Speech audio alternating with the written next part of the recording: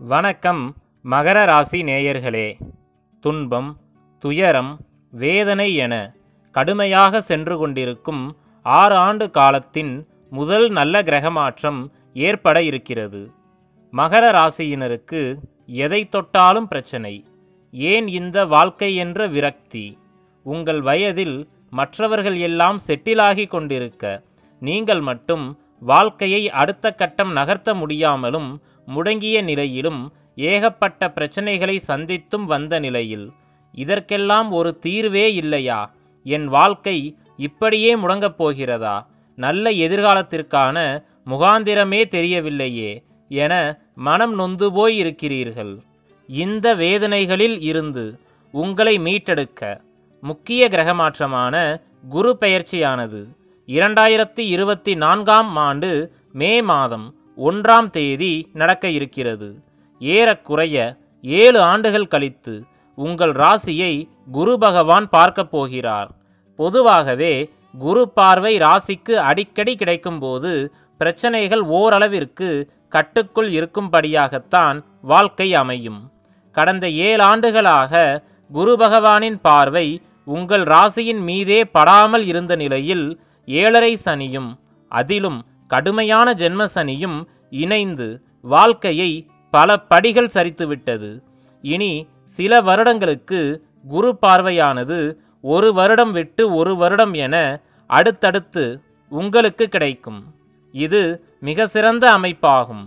கொடுமையான கெடுபலன்களை செய்யும் சனியின் பிடியில் இருந்து விரைவில் விலக இருக்கும் நிலையில் நல்லதை மட்டுமே செய்ய தெரிந்த குருவின் வளையத்தில் இன்னும் சில வருடங்கள் நீங்கள் இருக்கப் போவதால் இனி வாழ்க்கை அனைத்து துன்பங்களில் இருந்தும் மீண்டு எழும்.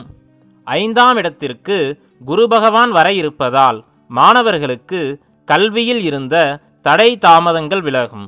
மேலும் படிப்பின் வழியாக சாதனைகள் நிகழும். குழந்தை பாக்கியத்திற்கான மிகச்சிறந்த நேரம் இது. மகர ராசிக்காரர்களின் பிள்ளைகளின் வழியில் மன மகிழ்ச்சிகள் ஏற்படும். நீண்ட நாட்களாக உங்கள் வாழ்வில் இல்லாமல் இருந்த அதிர்ஷ்டம் என்பது இனி வேலை செய்யும். இந்த 5இல் இருக்கும் குரு பகவான் தன்னுடைய 5ஆம் பார்வையால் உங்கள் ராசிக்கு 9ஆம் இடத்தை பார்ப்பார். இதன் மூலம் பூர்வீக சொத்து சார்ந்த பிரச்சனைகள் சரியாகும். காதல் திருமணம் செய்து குடும்பத்தில் பகை ஏற்பட்டவர்களுக்கு பகைகள் மறந்து ஒன்று சேர வைக்கும். இது காதல் கைகூடும் நேரமாகும். உங்கள் தந்தை வழியில் இருக்கும் பிரச்சனைகள் சரியாவதோடு தந்தையின் ஆரோக்கியமும் சிறப்பாக இருக்கும். தந்தை வழி உறவினர்களின் உதவிகள் கிடைக்கும்.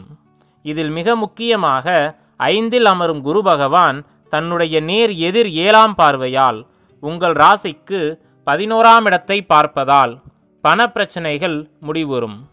கடன் சார்ந்து இருக்கும் அனைத்து துன்பங்களும் விலகி வாழ்க்கை நல்ல முறையில் செட்டில் ஆகும். முதல் திருமணம் தோல்வியில் முடிந்து புதிய வாழ்க்கை துணைக்கான தேடலில் இருப்பவர்களுக்கு தற்சமயம் சரியான மற்றும் உங்களை புரிந்து நடந்து கொள்ளும் வாழ்க்கை துணை அமையும். நீண்ட நாட்களாக விற்க முடியாமல் சரியான விலை கிடைக்காமல் இருந்து வந்த இடம், வீடு போன்ற சொத்துக்களை இப்போது நல்ல விலைக்கு விற்க குரு பகவான் உதவுவார். ஆபரண நகை சேர்க்கைகள் ஏற்படும். அனைத்திற்கும் மேலாக குரு பகவானின் 9ஆம் பார்வை உங்கள் ராசியின் மீதே பதிவதால் நீண்ட காலத்திற்கு பிறகு உண்மையான மகிழ்ச்சியை உணருவீர்கள். திருமணமாகாதவர்களுக்கு நல்ல வாழ்க்கை துணையுடன் திருமணம் நடக்கும். ஏதேனும் ஒன்றை குறிக்கோளாய் கொண்டு சாதிக்க துடிப்பவர்களுக்கு அந்த சாதனை கைகூடும்.